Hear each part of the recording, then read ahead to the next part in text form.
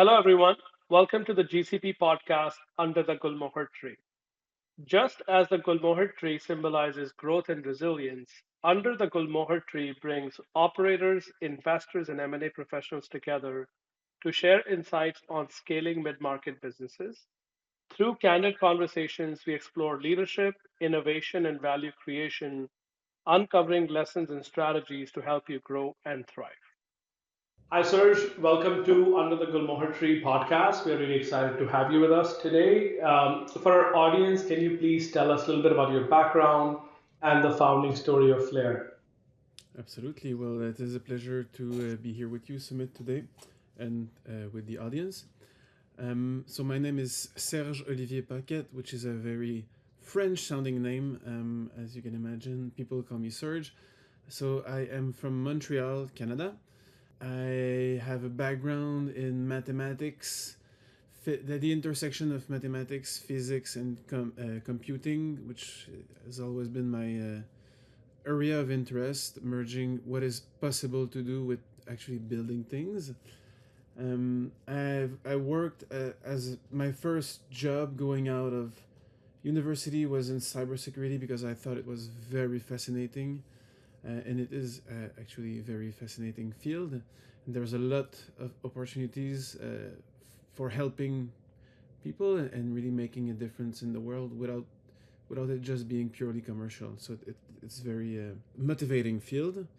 So I joined Flair 3 years ago. Flair was founded a little bit over 7 years ago by a team of highly technical individuals in Montreal, who were all working in cybersecurity in various organizations. And the way they positioned Flair at the first time is that they had very good and intimate knowledge of cybercrime communities, and they were observing that a lot of transactions were happening on dark web markets, and a lot of these transactions involved financial information. So the original goal of Flair was to be able to tell financial institutions if any of their assets, for example, stolen credit cards, were found on dark web. The only issue the founding team was facing is that it is very difficult for a startup to work in the financial sector. Financial institutions are typically quite conservative.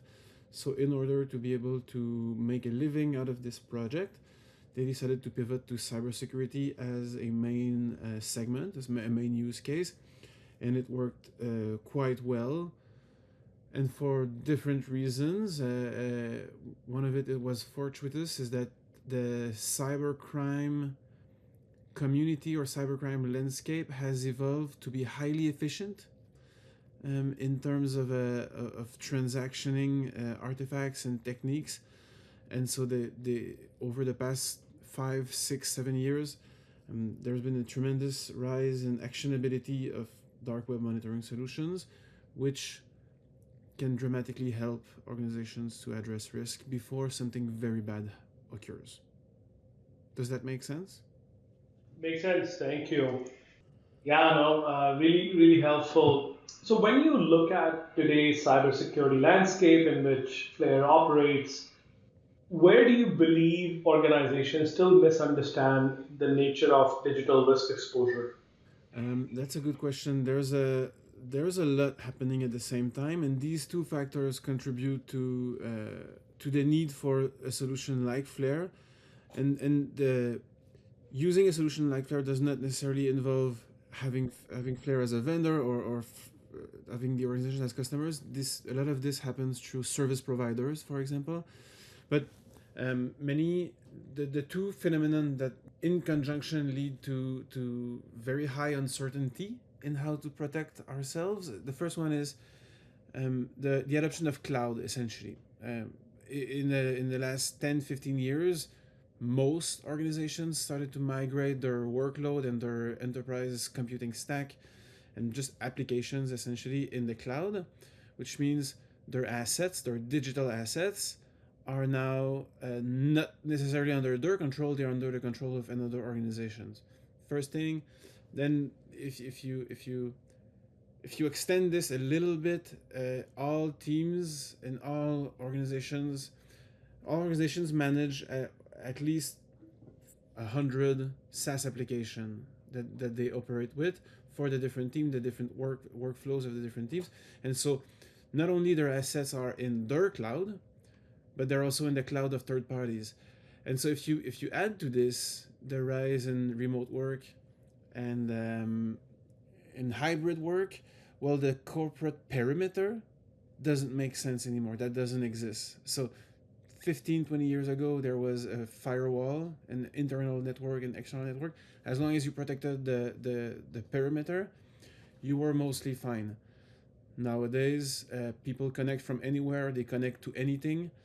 And so the assets, the information, the identities that matters to businesses, they are under the control of, on average, for a typical mid-market company, their assets are scattered over 300 different vendors. And so to me, this is the first part of the equations. Businesses lost control of their assets through third parties and cloud.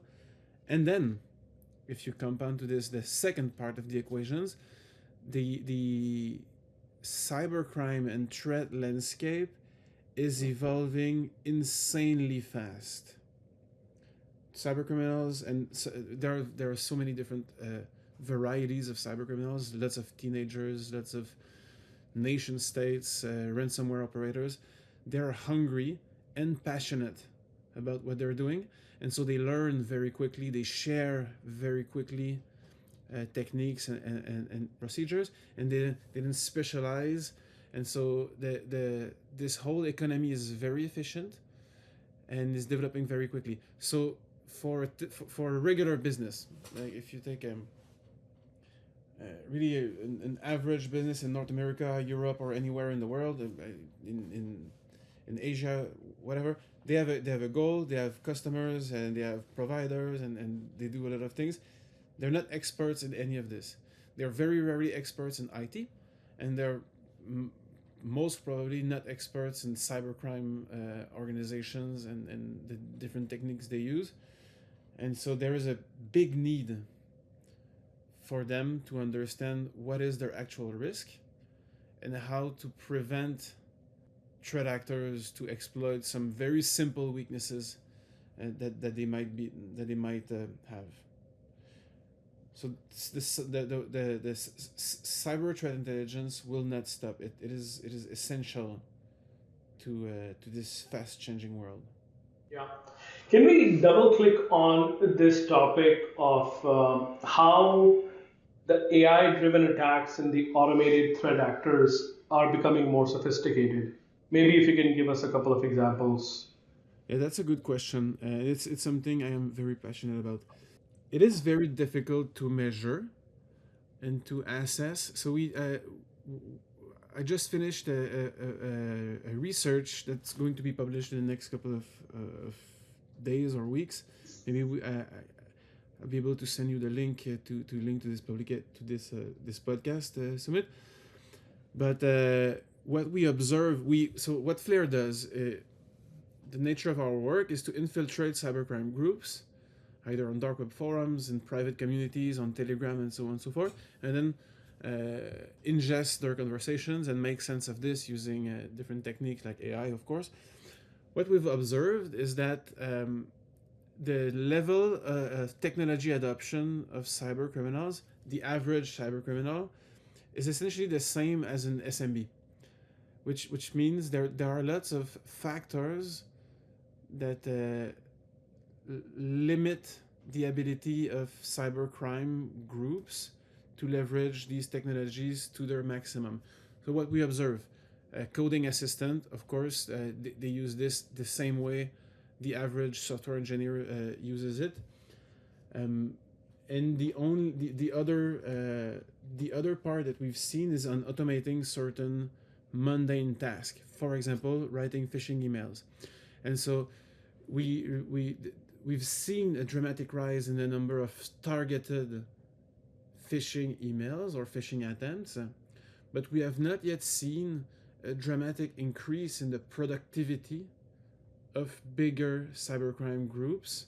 For the same reason, we have not yet seen a big rise in productivity of software development in the average uh, organization or software organization. We see the dramatic shift in advanced cybercrime groups or advanced technology companies. But for the average organization or the average cybercrime group, there are organizational challenges of technology adoption that remain the same. And it's super fascinating to observe. I'll share with you. But for a specific task, for example, the spear phishing email, we've seen a 5x increase in click-through rate on AI generated content because using scripting and AI, we can target very precisely individuals and have phishing emails that can be very intrusive using leaked PII data, for example. Got it. Looking forward to reading that paper, Serge. Thank you. Looks really fascinating. Now, continuing on the same topic, right? The threats, the blind spots. What are the most dangerous blind spots that CISOs or the Office of CISOs still underestimate when it comes to credential leaks, identity exposure, third party risk, etc.? Yes, good question. So all of from our understanding, our research, and talking to our customers, the biggest risk right now is by far the identity risk, and it's twofold. The first one is just leaked credentials and the password reuse, session cookies, and info stealer malware. So there is a plague currently happening in the technological world where corporate devices get infected get infected with info stealer malware, and info stealer malware is a very small footprint, small piece of malware that is most of the time transparent and won't trigger an antivirus, and will essentially just snatch all of the credentials and PII that is contained within the browser. So I don't know if you do, Sumit, but I do that. I save my passwords and my credit card information in my browser. Most people that Yeah. I know do this. It's just too convenient. But then this piece of malware will steal this very quickly, exfiltrate this to a Telegram channel. So no need for fancy C2 backend infrastructure. They just send this literally with a Telegram token. It goes to a channel, and then the malware will erase itself. So there's no footprint, and there's no incident response that's triggered if we realize that there's a breach. And so this information is then shared, packaged, bundled, and transacted on dark web forums. And these bundle that we call infostealer logs, so the log is the output of the infostealer malware, contains everything you need to know to breach an identity. So that amongst these, of course, username passwords, and very often in those browsers, you have the username passwords for personal accounts and username passwords for corporate accounts. Many times, hundreds of them because you have a SaaS. You have many SaaS applications, and then most dangerously is that you have session cookies. So a session cookies is what allows you to go on your Amazon account without having to enter your passwords every time. And so you can very often, using infostealer logs, bypass the need for credentials in the first place, bypass multi-factor authentication, and then the icing on the cake is that you have all the PII, you have the addresses and autofill, you have the credit card, and so on and so forth. So you can very easily impersonate an individual. And so according to the Verizon incident response report that was published late last year, 80 to 90% of large-scale breaches, ransomware, or big data leak started with a breached credential. This is an insane statistics. So in 2026, the biggest initial threat vector is not anymore a vulnerability. It is a breached identity. Many of them starting from an infected device with infostealer malware. So this is according to our understanding and the understanding of Microsoft, CrowdStrike, and Verizon, the single biggest blind spot. So a big part of these infections happen because um, employees with their corporate device install illegal games under so cracked games essentially, which are infected. Many of the times it's not even for themselves; it is their children. So kids Roblox or Minecraft plugins are very often infected, and we've seen a very high number of these infections leading to corporate breaches. So this is fascinating. So they either do this on their corporate machine, their corporate laptop, they install a game or they install a cracked version of Photoshop, for example, or they use their personal device. They install this legitimately, if you want, but on their on their personal device, they log into their corporate on their personal device they log into their corporate account, and so their corporate credentials are included in the browser. So that's the hybrid remote work that I was discussing earlier is one of the big reason there are security issues right now. 100%. And by the way, we believe in the same type of security at Currentware is one of the companies in the portfolio, Yep. and the insider risk management, the threat detection, the data loss prevention, Absolutely. especially working remotely and hybrid is extremely critical, right? Yep. So we are of the same mindset. But this is eye-opening, Serge. Like I never thought about the world this way, and this information getting stolen so easily through the cookies and the browser information. But I'll keep that in mind. Thank you so much for It that. is the world needs to know. So I'm glad we're able to tell. Yeah. Now, zooming out a little bit, Serge, we're seeing consolidation across cybersecurity categories, a lot of M&A happening, which is good for us, good for many companies out there. Do you believe that the digital risk protection and threat intelligence will remain standalone categories, or will they become core layers inside the broader security platforms?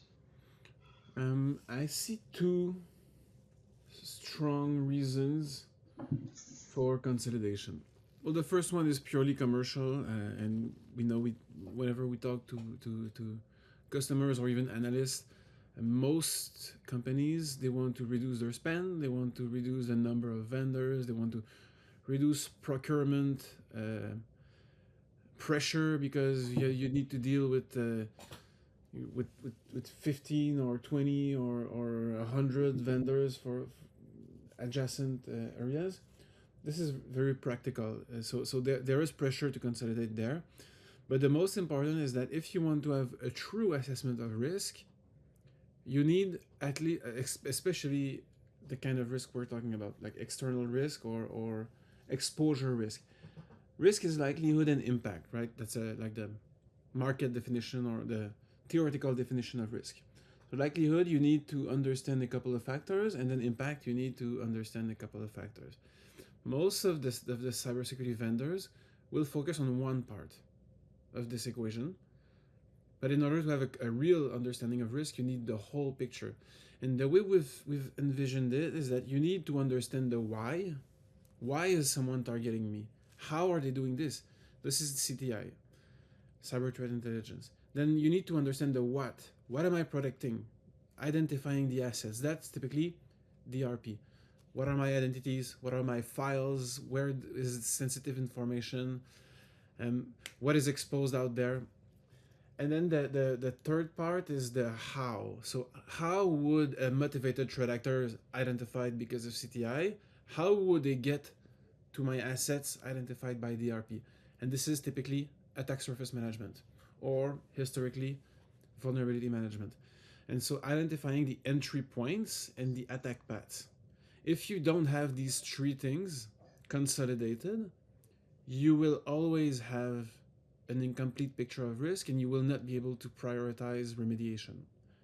And then only if you have all of these things together can you faithfully assess the likelihood of something happening, which is a factor of the like the value of your assets and the discoverability of your assets, the motivations of threat actors, and the possibility for these threat actors to actually reach your assets.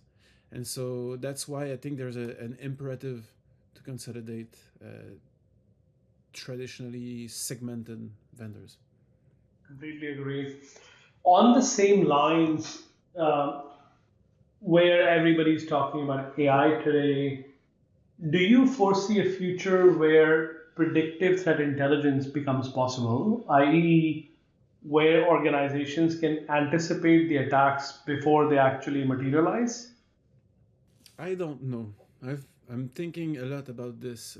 Of course, it is very um, appealing, but I don't know if it's necessary or if it is what will move the needle. I think